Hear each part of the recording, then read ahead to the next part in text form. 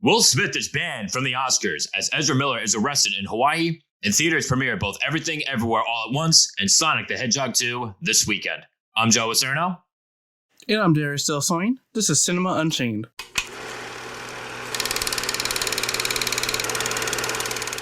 All right, folks, welcome back to another action-packed episode of Cinema Unchained. Before we get into Ezra Miller's latest, incident? I'm happy to announce that we've expanded our presence, so we're now on more podcasting platforms. You can check out our description to see where exactly you can take a listen to us for more fun and entertaining talks about movies, TV, and other entertaining headlines. Alrighty, now before we get into the madness of Everything Everywhere All at Once, yes, as I said before, Ezra Miller has been arrested in Hawaii, and he's been brought up on disorderly conduct charges. Now, it's weird. You know, it's always shocking to read that someone famous has been arrested, right? Like, you never, go through that, and you're just like, oh, okay, whatever. Like, it's always a little surprising to read, but then I think back to that video that surfaced a while ago of him choking a woman and throwing her to the ground. I'm like, it's not that weird. This is honestly not that weird. It's not that surprising. This is obviously not his first incident of erratic behavior. And this trend has led production companies to have an emergency meeting after Miller's, latest incident, because, as we all know, he is very well known for his role as Barry Allen / The Flash. And his participation in that role is in question because of this and, again, other instances. And it just makes me wonder, Darius, maybe you could have a better idea to answer this question than me, because you're more of the, Justice League. You're a bigger fan of the DCEU than I am. Do you really think that Ezra Miller is worth the hassle? Because based on this, based on other things that I've read, he seems like kind of a pain in the ass to deal with. Yeah, from what we've heard, and again, this whole act of him getting arrested and threatening the couple is so weird. It's so odd.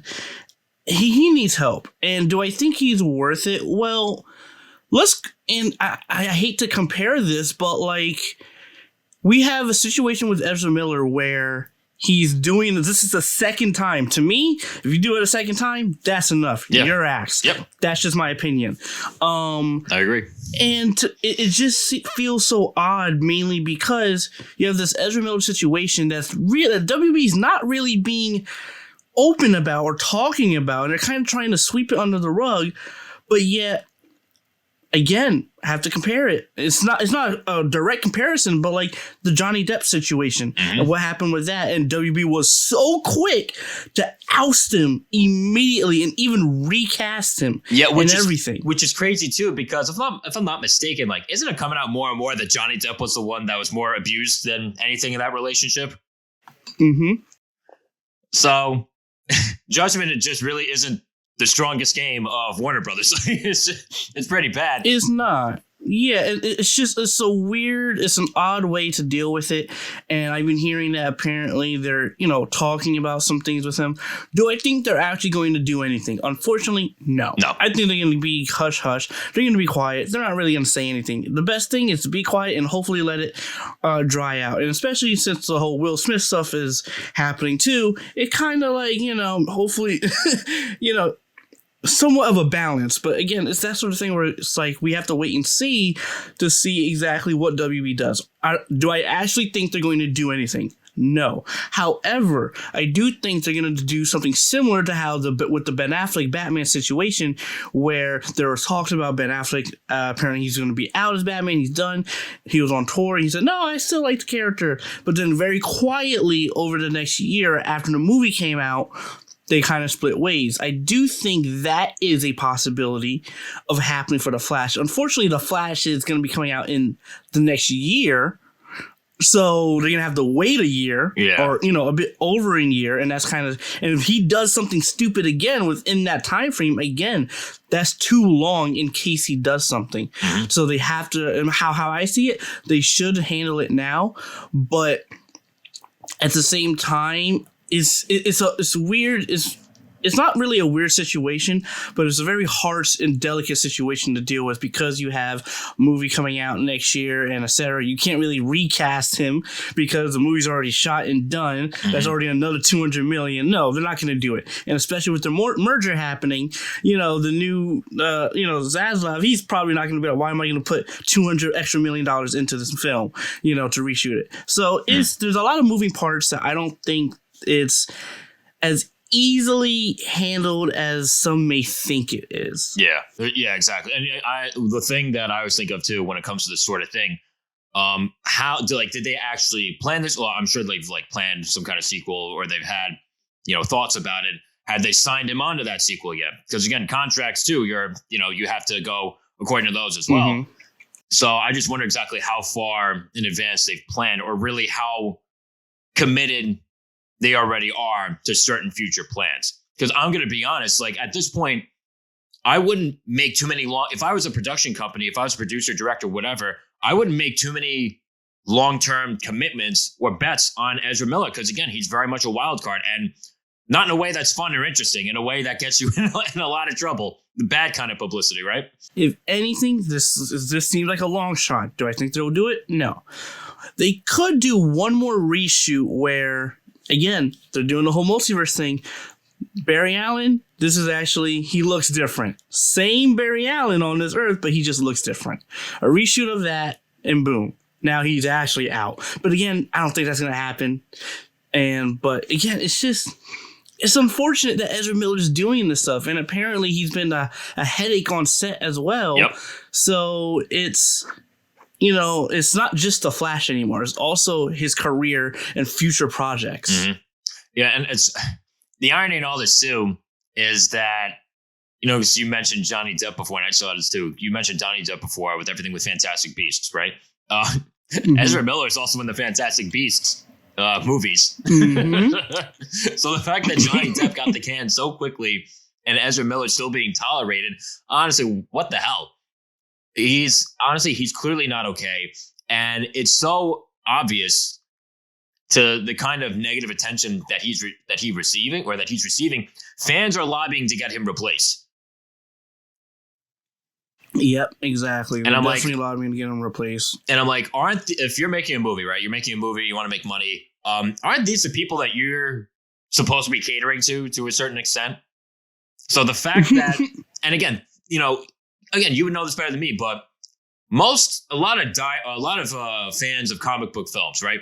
They're usually diehard fans. They're very much into this. They take this stuff very seriously, right? Is that an accurate description? Is that an accurate characterization?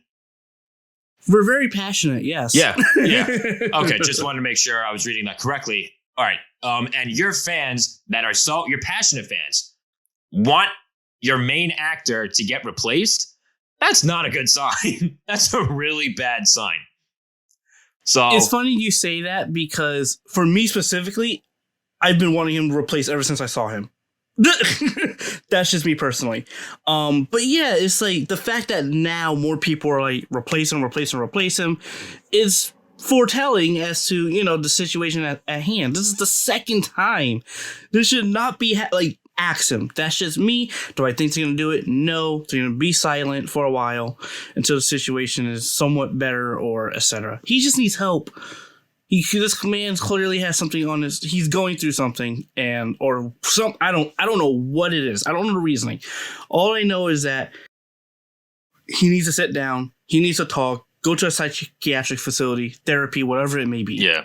Yeah. And again, you wonder if it's something he's dealing with. You wonder if it's him too, because some people are just like this at their core. It's not nice to say, but at the end of the day, it's the honest to God truth. So it just makes you wonder again, is he, I really don't know. This is purely speculation. Is he beyond help? Or is he going to require so much help that he's just not worth it? And again, it's sad to say, it sucks to say, but I'm sure these are the questions that are on the minds of the people making these movies. Is he a worthwhile investment? And at least at the time being, again, maybe I'm wrong. He could definitely change. I don't know. Maybe he can change, but I don't feel like he is at the moment. I really don't. Especially since, and again, it's not like you automatically associate him with the hero that he's playing, with the character that he's playing, right? This would be a much different story if it was, Robert Downey Jr. screwing up while he was playing Iron Man. Because like Robert Downey Jr. is synonymous with the role. He was amazing in the role, however many films, 10 years playing the role, over 10 years playing the role. Actually, no. Yeah, over 10 years playing the role. And he was phenomenal. Like everyone nowadays associates Robert Downey Jr. with Iron Man. How many people really automatically associate Ezra Miller with the Flash? No one. Yeah, no one. And again, he's done other things too. Again, he's in the Fantastic Beasts movie. He was in The Perks of Being a Wallflower, and honestly, I thought he was all around a terrific movie. But he was excellent in that film. I thought he was robbed of an Oscar nomination for that film.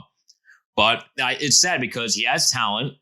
He's got some measure of talent, and for whatever reason, he's wasting it. He's squandering it. And I can think of so many people. Like I know people on Darius. I know actors and actresses too that maybe do have that level of talent that would treat this moment that Miller's in better.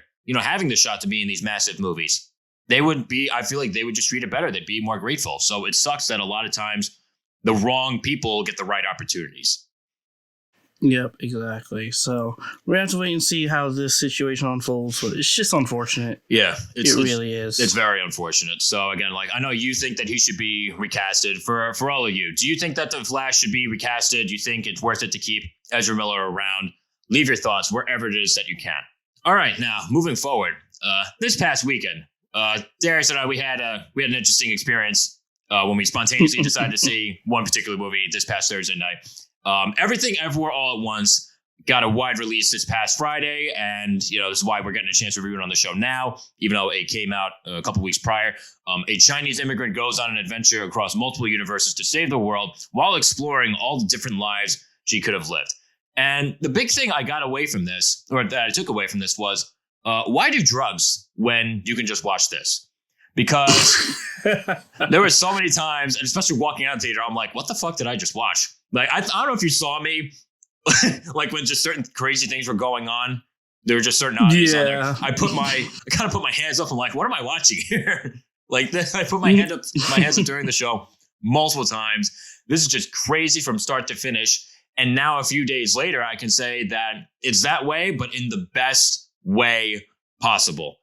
This definitely isn't for everyone, but I do think a lot of people seem to be enjoying it. And I really see why, because this is, like I said, this is just bananas from start to finish. Absolutely. Like I don't think there's really a single word to describe it other than, like you said, you don't need drugs when you have this movie. I think that's a really good way of putting it, unfortunately. And I've never done. I've never done any of those, but neither have I. Yeah, okay. Dad, if you're watching, if you're listening, no, I've never done it. No, don't do it, kids. Don't do it, kids. But if you're ever curious, before you step into that and possibly ruin your life, just watch this movie instead. I bet you'll get the same. Feeling. Anyway, go ahead. Didn't mean to cut you off there. Yeah, it's just from start to finish, it was exhilarating. It was thrilling. And at the same time, it's like the visuals of it were just spectacular.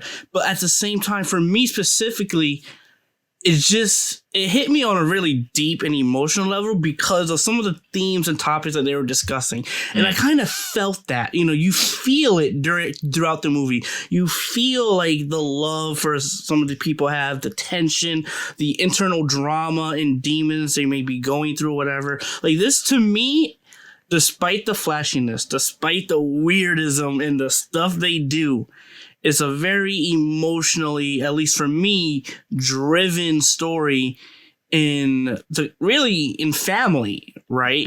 And again, there's so many layers to this. We could talk about honestly almost every single character and them to almost all of them on a much deeper level because of just how intricate, in my opinion, this film actually was. Yeah, and again, and even though it had a lengthy runtime, honestly, it flew by. It really flew by for me. And I think that's in large part due to the editing is very quick pace. The story itself moves at a very quick pace. The fact that this movie is about 2 hours and 20 minutes long, but the movie itself never slows down, bodes for the film very well. And touching on the story again, I agree with you. The movie is it's both emotionally and thematically deep. It touches on so many different things. Nihilism, mental illness, family and generational trauma, even like some, even like a slight, not even a slight allegory, but like, an allegory to suicide. The allegories and symbolism in this film are unconventional, but at the same time, they're impactful and very effective. This, how you have like certain movies that are just weird and quirky just for the sake of weird and being quirky? This movie has a purpose in the way that it tells its story and how weird it is. But at the same time, It does it in a way that you can actually connect with, not in a way that's like trying too hard to be a certain way. It's a very unique way of addressing these themes. And on top of the themes and the emotions that you have going on, the characters, again, if the themes wouldn't really be as effective and the emotion wouldn't be as effective if it weren't for the characters. The characters themselves are very well done, and they're full-bodied across the board too. They all deal with, individually, they deal with one or more of all of these things that I just mentioned. And it all feels very natural. It feels very organic. Again, nothing felt overstuffed. And I think when you have so much that you're trying to say, to do it in a way that feels natural and organic and still be effective and impactful, that's very tough to do.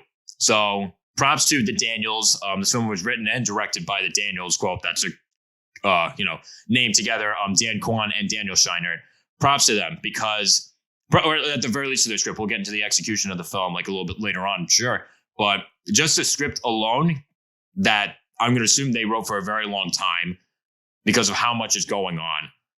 Like they gave themselves a lot to work with, right? Yeah. Like, again, like, this is just a meaty film, and there are certain moments like that you experience some tenderness and that intimacy. And there are moments even where, for a film like this, especially how we were viewing it and how crazy and banana it was, the intimacy, the lows of the film, they hit hard. I actually found myself crying during this movie, and I was not expecting to cry during a movie like this. And again, and some of the dialogue also, like, this is a film, I'm really happy I saw it in theaters, but also it feels like it's the Inception, right? That the movie Inception, where we still talk about to this day, even The Dark Knight, we still talk about to this day because of the themes and everything. This film, in my opinion, feels like that too, because I'm still thinking about it. I'm still discussing it. I'm still trying to dissect it. It is so just well crafted and well made in both the visual themes, character, the directing, the music as well. Oh my gosh. Like, everything about it I absolutely loved and thought was spectacular. Yeah, again, the execution is just spectacular. Again, it's zany, it's crazy, but yet it somehow manages to not be over the top. Like when you go for that sort of style, there's a line that can be crossed to the point where it's over the top and it's off-putting, and you're like, oh, why did it have to go there? But like right before that line is like a sweet spot. That's exactly where this movie is. Because like I said before, it didn't feel like it was trying too hard to be quirky. It felt like it was trying to go about and telling its story in its own unique way without trying too hard to be unique. It felt natural. It felt organic. Yep, exactly. Like, I just had a great time with this. Yeah, same here. It was inventive. It was kinetic. Performances across the board were very strong. Michelle Yeoh, she leads the cast, and she's terrific. She did a great job in centering and leading everybody. And something else that I thought of too, the vast majority of the people in the film give essentially like multiple character performances in one performance. Like, that's just something I was thinking about too. And I love how they had to balance multiple characters. But yet at the same time, all of these different characters felt like all these different personalities, right? Felt like parts of the same character, Oh, absolutely. Yep, absolutely. Like, it's just added more of that intricacy and intimacy that I was talking about, because it's like, you're not just following one person now. You're following the different paths that they could have taken, how it could have impacted their lives, both on an individual level and collectively. And maybe, because there's two moments in the film that were my favorite, even despite the action. And I don't know if you know this, but there was one where it was a very calm place, and another one where it was at night and it was rainy. Yep. The night rainy scene, that just hit. That dialogue, what they were talking, discussing, it was like that culminated almost the entire movie as well. Laundry and taxes. That's all I'm gonna say. Oh yeah, like I have no words for this movie other than I highly recommend everyone to see this. To at least give it a shot. Or at least a good people. Yeah, at least a good people. I would recommend people try it out.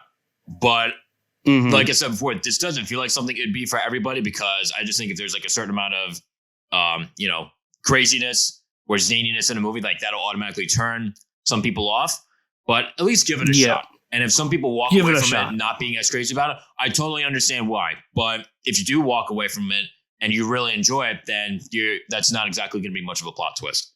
So this definitely isn't for everybody, but a lot of people honestly do seem to be enjoying it. And I see why, because this is unlike anything I've ever seen. I went into this, expecting to get something, weird and unconventional and original, but it got me in other ways that I didn't expect. I didn't expect to connect with this movie as much as I did and be impacted as much on an emotional level too. Like, I feel like this is more of like a mental trip, an acid trip more than anything, but I didn't really think it tug at my heartstrings at all, but it did. So I love it when a movie can just surprise you like that. Yeah, 4 months in, and honestly, this is my favorite movie so far. Same here. 4 months into 2022, this is the best movie I've seen this year so far. This knocked out The Batman, which, if you haven't gotten a chance to listen to take a look at our review, I think you should. But no, this is Batman is second. Yeah. But yeah, now Batman is second. But like I said, this is just absolutely spectacular. Definitely check it out for everybody. Did you actually get a chance to watch this movie? If you have, again, can't recommend it enough. Leave your thoughts wherever it is that you can. All right, now before we talk about Will Smith being banned from the Oscars, don't forget to like, follow, share, subscribe, and hit the bell to get all notifications, whether you're on YouTube or wherever else you may get your podcasts. Now, before we get into our review of Sonic the Hedgehog 2, I guess not so much of a twist. Will Smith has been banned from the Oscars for 10 years. This means he can't attend the ceremony or any other Academy-related events for this period of time. And this comes in the aftermath of the slap heard around the world when Will Smith marched up on stage and literally smacked Chris Rock on national TV because of a joke Rock made about his wife, Jada Pinkett Smith. Now, I do feel like him being banned for 10 years, again, smacking a man on national TV, it feels justified. Like, I've heard some people say, they're like, oh, there should be more. Like, oh, this is too much. Nah, this feels just about right. And I do feel like he'll come back, but it's unfortunate that the slap will be one of his more enduring legacies. And it's a shame because, again, he's very talented. He's very talented, but this is going to be on everybody's minds forever now when they hear or see a Will Smith film or TV show. Exactly. Even I think Bel Air is still going on or is finished or whatever, but I think even that is kind of like, ooh. I haven't seen it, but like, again, he's attached to it. Maybe some people won't see it. I don't know. Who knows? But yeah, when I found out that he was banned from 10 years, I was a bit mixed, to be honest, because throughout the course of the week and the weeks afterwards of the slap, stuff has happened to him. Projects are being pulled, put on pause.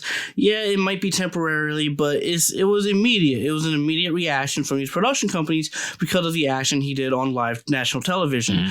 And then you have, just one after the other. Yep. And then Jada Pinkett Smith, more stuff coming out from her and more videos prior from a Red Table Talk and how, this man, he's gone through a lot. And to me, it's like he thinks he's handling it, but I don't think he's doing it in a productive way. And that's just my opinion. Again, I'm still young. It could greatly change by the time I'm married. Maybe it happens to me. Same. Yeah, right. Well, here's the thing. Like, this is something I thought about too very recently. And I'm like, okay, I've had my heart shat upon multiple times throughout my life pretty badly. And as much as I think of those, I think of this situation with Will and Jada Pinkett Smith. I'm like, it could be so much worse. Oh my God. Like, just when you think like you can't fathom things possibly getting worse in terms of like love and dating and relationships and marriage, this shit just comes out, and it's weird. Like, in the span of about a week, I went from liking Will Smith to disliking him to honestly just feeling bad for him and hoping that he does what he needs to do in order to better himself. Because, I'm going to be honest, like, my perspective on things, especially with his wife, my perspective has changed greatly. I didn't know much about her, but the more I hear about her over the last week, the less I like her. And, again, maybe it's not nice to say, but, she, like, none of this is an excuse for what he did. But absolutely, yeah. But like, it's clear that there's something much deeper going on here. Like, that slap at Chris Rock wasn't because of just Chris Rock. It wasn't because of Chris Rock. That was because of the frustration that he has with his wife. And it's crazy. Like, you never think about that. But again, like, the more that comes out, you think that, like, oh shit, like, his wife has basically humiliated him. He's for whatever reason head over heels in love with this woman, and she clearly does not give him the respect that I think he at least deserved before all this. And it's really sad to watch. And there's a new video about the two of them that's kind of making the rounds on the internet, with Jada Pinkett Smith, like, basically filming a clearly uncomfortable Will Smith in their own home, asking like personal questions, and basically using him for clout when he doesn't want to be filmed at the moment. And she's just basically dismissing like how uncomfortable he clearly is. And I'm like, this is your husband. Like, he's clearly telling you something. Like, people say all the time, like, oh, communication and whatnot. Like, hello? Like, is it not any more obvious than that? Turn the fucking camera off, you witch. Like, Jesus. Yeah, I mean, hey, she doesn't believe in marriage, so. Yeah. But again, I remember when all of that happened originally, because I was actually watching like the Red Table Talk and the stuff that happened then. Like, I watched it when it kind of premiered in its infancy within like the year or so, and it was troubling to even watch, because it's like, you can tell how uncomfortable Will Smith is. Yeah. He's trying to hold it in, pull it together, but I can tell he wanted to slap her. Yeah. No, in all seriousness, but like, he was upset. He was angry, and it's like, your wife saying this, especially televised, I don't even think he wanted that. No. But again, for me, it's just like, I still lost a certain amount of respect for him, or at least not really lost, but I'm at the point now, at least for me personally, where it's like, he needs help. Yeah. And I remember talking to one of my friends, and he was wondering, he mentioned to me like, yo, honestly, I feel like he should be watched, like on a, taking himself out sort of watch. Honestly, and I was like, I haven't thought about that, but I think your friend's got a point. I think he's really got a point there. You know him. That friend. Oh. Yeah, that friend. But yeah, it was just like, it was unfortunate, because it's just, I just want him to get the best help he can. That whole situation, everything that's happening, I feel, and again, going back to the 10 years, I feel is justified in a sense where the Academy is now putting a really strong foot down on this sort of tolerance. As they should. Unfortunately, I see it as they're making him an example of what can happen, and so that anyone else that wants to try and do this stuff, remember, this might what happens, if not even worse. I think maybe, again, that's a decade. He's gonna be in the 60s. Yeah. So it's, I think, a little less, maybe 8. But again, is that thing where it's like, they made their decision, and honestly, it's kind of disheartening. But hopefully, within that 10 years, he makes great strides within his own life. Yeah, and again, too, like, I'm happy you said makes great strides, because those great strides don't happen overnight, especially with what he's been dealing with. But let's be real, like, they got married in 1997. Their marriage is as old as we are. There's going to be a lot that he's going to have to deal with and move past and come to terms with. And again, that's not going to happen overnight, again, because this is the culmination of 25 years, So I think 10 years, like, I think that gives him enough time. Or again, like I said, you can't really put a time frame or a calendar on this sort of thing. But I think it gives him a lot of time to better himself and secure himself, because he's not there right now. He's really not. And I just, like I said, I hope he figures it out, because again, like, just like, I do still like him. I really still like him as an entertainer. Exactly. I really do. As far as like, you know, who he was to work with, like, I almost never heard anything bad about him. I mean, I'm sure you rub certain people, like, you know, the wrong way. Like, you know, like you deal with enough people, you're just not going to vibe with certain people. But like Will Smith, like, was Will Smith like a problem child? Like, I've never heard of anything like that with him. Yeah, I've heard some stuff where he was a problem, but again, that's only me hearing. I don't know if it's true or not. Yeah, but two sides to every story too. For how he presents himself, the brand of Will Smith seems very down to earth. Yeah, and honest, and the slap deteriorated that substantially. Yeah, following the apology during the Academy and even afterwards. Again, that whole situation, how all of that was handled, it definitely tainted his image a bit. And I think he needs to step back, reaffirm himself, maybe don't be a part of dramatic projects, but more like projects in the realm of Bad Boys, you know, just to keep his energy up, and maybe do minimal, but again, focus on his mental health first and foremost. Yeah, I agree with you there. I definitely agree with you there. But yeah, like, it's, you know, it sucks that it's happened, but like, going back to what you're saying about like him being made an example out of and how that's unfortunate. It's unfortunate for him that he's being made an example of, but at the same time, for him. It's unfortunate. It's unfortunate for him, but at the same time, it's a necessary example, because you said this the last time we talked about this, and a lot of other comedians have had this too. Like, what now? Like, people going to perform stand-up are going to have to worry about whether or not someone will come on and literally assault them for a joke they don't like. I mean, there's just one other comedian that I like a lot, Nick DiPaolo. And he again, he's another one that really, you know, doesn't bite his tongue on anything. Like, you know, if you thought like that Chris Rock thing was bad, he would not make it through a Nick DiPaolo special. And he was on Joe Rogan's podcast, and he was talking about how, you know, a woman basically punched him in the face after a joke, after a joke at a show that, you know, he said that she didn't like. But like, I don't understand like how you can go from words, making jokes, to violence. I mean, that's just not okay. It's really not. I mean, words of course can hurt, but like not in the same way that violence can. Exactly. It's really not okay. Yeah, like every comedian will have their own style and how they approach comedy. You know, some comedians make fun of other people, races, etc., and that's what they do, and that's what they're good at. Yep. You know, some people don't touch that stuff, and that is perfectly fine, but they just tell, you know, their things in their own way. Maybe they have a puppet with them, you know. Like, every comedian has their own style and unique voice.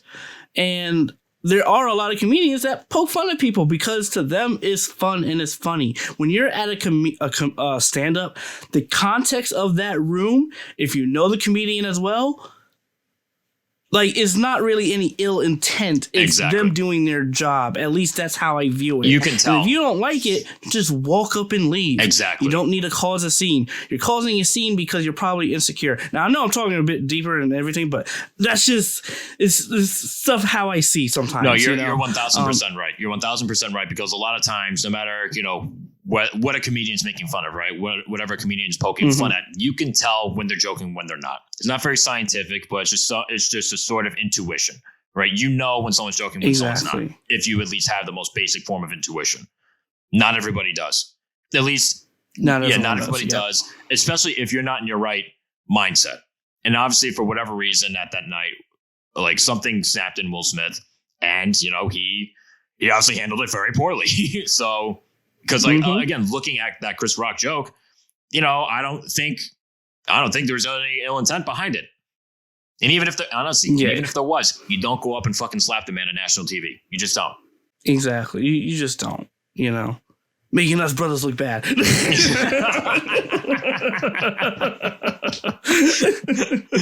Oh god. We're gonna get canceled. No, I'm kidding. You can only get canceled if you care, right? Yeah. Well, listen, like, no, but in all seriousness, he needs help, and I hope he gets it. I hope he gets it. Like, I don't understand how after something like this you don't get it, but I do think he'll come back. And just for my last brutally honest note, he'll come back quicker when he leaves her. So now, again, for everybody, like I said, everybody's been talking about this story for like the last week or so. And honestly, we don't really do a lot of celebrity gossip on here. But like I said, this is just unlike anything that we've ever seen before. What are your thoughts on all this and all this new development? Do you think that him being banned from the Oscars for 10 years is worth it? Is it too much? Is it justified? Not enough? Leave your thoughts wherever it is that you can. All right, now to close off the show, Sonic the Hedgehog 2 came into theaters this past week, and it's based on the classic video games. Sonic teams up with Tails to race both Dr. Robotnik and Knuckles the Echidna to obtain the Master Emerald, a relic with the power to wipe out civilizations. This is about as fun as the first film. It's definitely bigger than the first film, so I at least like how with the sequel they're at least trying to go into new territory and expand on things. And overall, I still had a good time. It definitely had some of the flaws that you would expect from a video game movie. But overall, like, it definitely wasn't enough to kill the movie for me.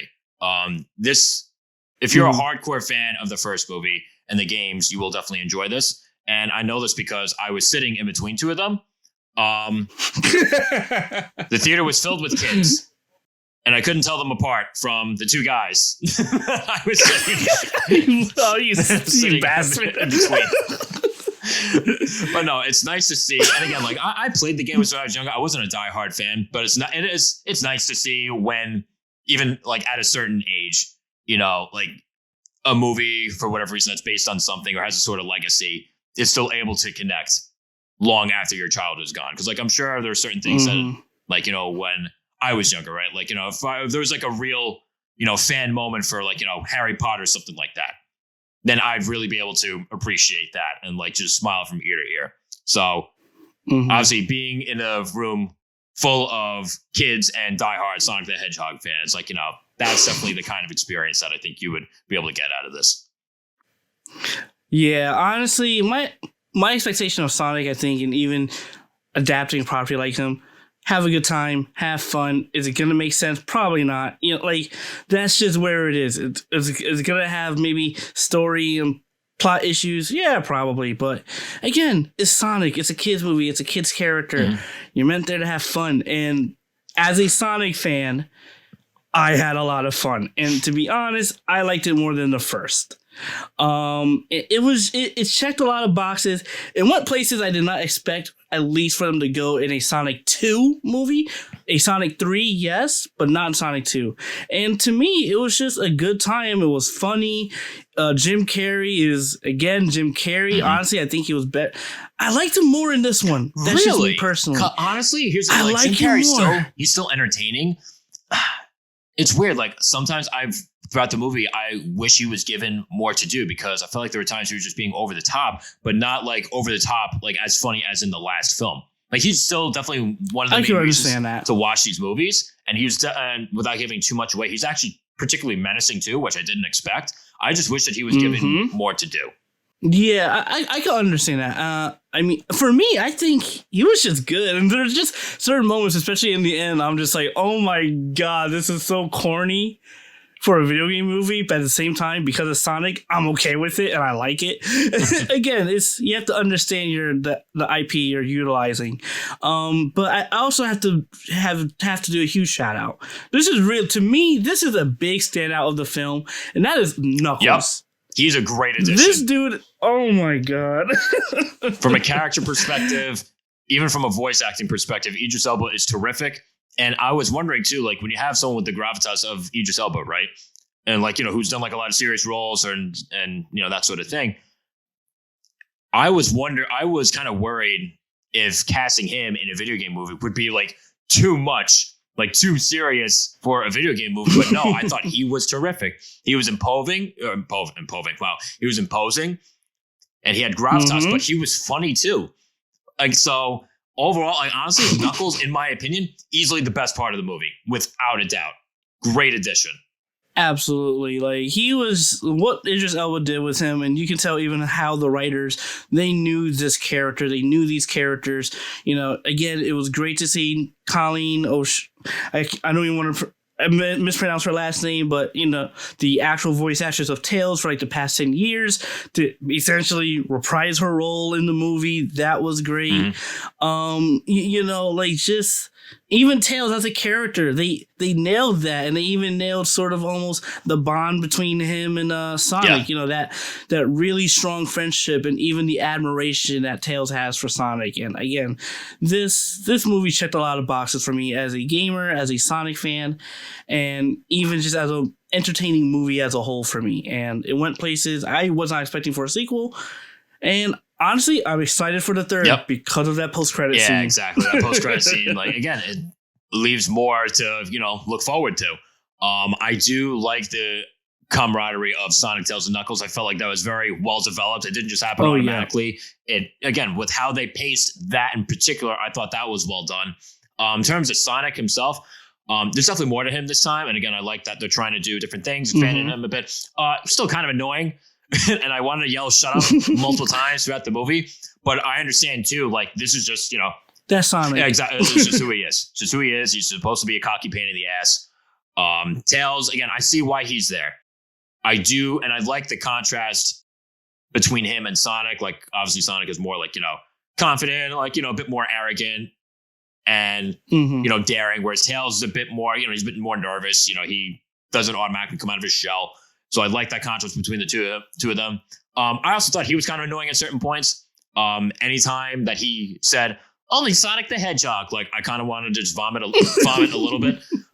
So aggravating, like sticking nails into my ears. But again, like, you know, it was necessary for him to be there. And overall, like I said, that trio was very well developed. Now, another thing that I've read too, and again, this friend of ours made this point a while ago. Some of the critiques for this movie is that, like, you know, oh, the humans weren't well developed enough, right? Not for nothing. I feel like the human characters in this movie that weren't Dr. Robotnik were too involved. I feel like it meandered with them too much. The movie could have been about a half hour shorter without them. Because this movie, the first movie is about an hour 30, hour 40. This movie docks in at like just about 2 hours, a little bit over 2 hours. I felt like it could have been shorter without them, and it would have been better without them. Because honestly, like, with all of them, I just don't care. Like, anytime, like, you know, they would just veer off, like, you know, with the humans, like, there were just like multiple scenes that I just feel like weren't necessary. I'm like, all right, this is just to add padding to the story. This doesn't feel like it needs to be here. This movie would have been better if it just focused much, much more on Sonic, Tails, Knuckles, and Robotnik. Those are the four characters that you need, because the four of them alone, other than Sonic and Tails kind of being, you know, a little bit annoying, that would have been fine. And if you just expanded on the whole global adventure aspect of it all, that could have been really, really cool. I can understand. A part of me feels as if that it wasn't necessarily that they felt necessary, but I think they just had a much bigger impact this time around because of Sonic's, really his small increment into being a better person. And you need a character like, really, you kind of have, how I see it, you kind of have to have James Marsden back, you know, to kind of be that. And I didn't think they focused too much, to be honest, because to me, like, I did think maybe they cut away to the humans a bit too much. They kind of trimmed it. I'm not saying cut it out completely, but just trimmed it and tightened it a bit more. Yeah. And really made it in a way where James Marsden, him, maybe even his wife, had a bigger influence in Sonic instead of that entire sequence and scene that they had. I understand why, especially with the new characters they introduced, and especially teasing for the third one. I think it definitely could have been a bit tighter. If anything, 15 minutes shorter, and I can or 20, you know. But again, at the same time, it flew by, so it didn't really matter too much. Plus, I love seeing you know her on screen. She's just funny in general, you know, especially that whole sequence. Like, it was fun to watch. Again, didn't really need to be there, but again, it was like, how I see it, it's a kids movie, so I'm like, I already kind of knew some of this stuff was gonna happen, but because you know, it is not much to say other than it's just a kids movie. But at the same time, as a film critic too, it is annoying. Yeah, it's kind of annoying. And again, I feel like a lot of times, like, people use the whole, like, oh, it's just a kids movie thing. But, like, at the end of the day, a movie's a movie. You know, there are a ton of kids movies out there. Yeah. Yeah, like movies geared towards kids and families that, get all the things right of, like, more mature films. Like, look at how many Disney movies, look at how many Pixar movies, look at how many DreamWorks movies. They get it right. They don't, like, depending on the film, they don't have these flaws. So I don't think that necessarily that just because, like, something's a kid's movie, it automatically gets a pass. Like, at the end of the day. Well, I'm not saying I'm giving it a pass. You're just not I'm taking just it that like, seriously. As exactly, like, if it's something like, on a much bigger scale or a different type of film like MCU or whatever, again, the expectation is slightly different for me. That's fair. Okay. That's really what it is. The expectation is different. Mm-hmm. Is different, and considering who Sonic is, that character in the world, is again, it could be tighter. I am admitting that, but at the same time, for me, it's just like I had a good time. Yeah. And that's exactly what I expect from a Sonic movie. Yeah, despite the times where, again, like, the plot meandered a bit, into places where it didn't need to go. Some of the dialogue that was just fairly cheesy. Oh, Sonic the Hedgehog. Yeah. Like, again, this is still a good time. But again, in terms from, like, a visual point of view, anything having to do with, like, the Sonic the Hedgehog quote lore, right? That looked really cool. Like, certain action set pieces looked really cool. The character designs themselves look really cool.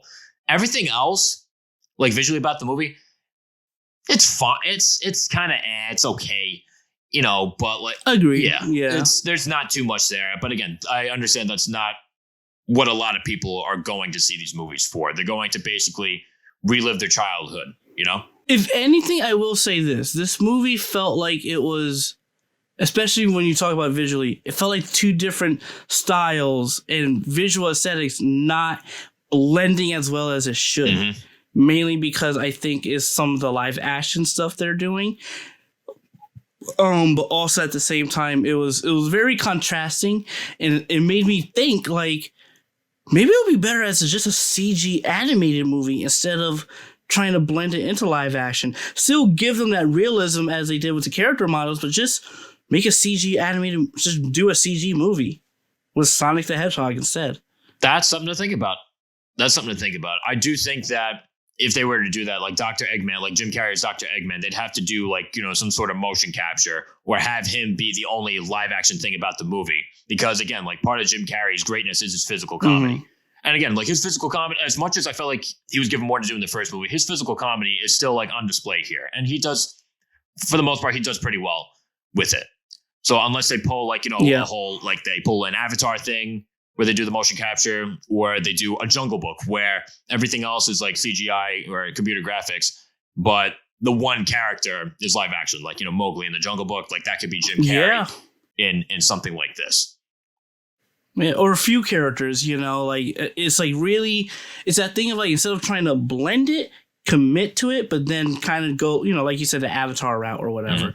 I think that could work too. I mean, I think it should have been a CG animated movie in general, but still, that's just me. Yeah, too late, right? Too late. Exactly. But overall, this was a good time. Despite its flaws, I still recommend seeing it, especially if you're a Sonic the Hedgehog fan. If you're not, then you're probably not going to enjoy this as much. But if you are, this will be a good time. If you have kids, take them to it. Yeah, exactly. If you got kids too, I wasn't even thinking about that. If you got kids, like, this should be a good time, a good distraction for 2 hours before you have to deal with the harsh realities of raising children. Okay. All right, for everybody, did you actually get a chance to see Sonic the Hedgehog 2? If you did, what'd you think? Was it as good as the first one? Did the first one deserve a sequel? Did it live up to being a sequel? Leave your thoughts wherever it is that you can. And just like that, that's all we got for you today. Don't forget to like, follow, share, subscribe, and hit the bell to get all notifications, whether you're on YouTube or wherever else you may get your podcasts. And tune in next week for our review of Fantastic Beasts: The Secrets of Dumbledore. We'll see you then.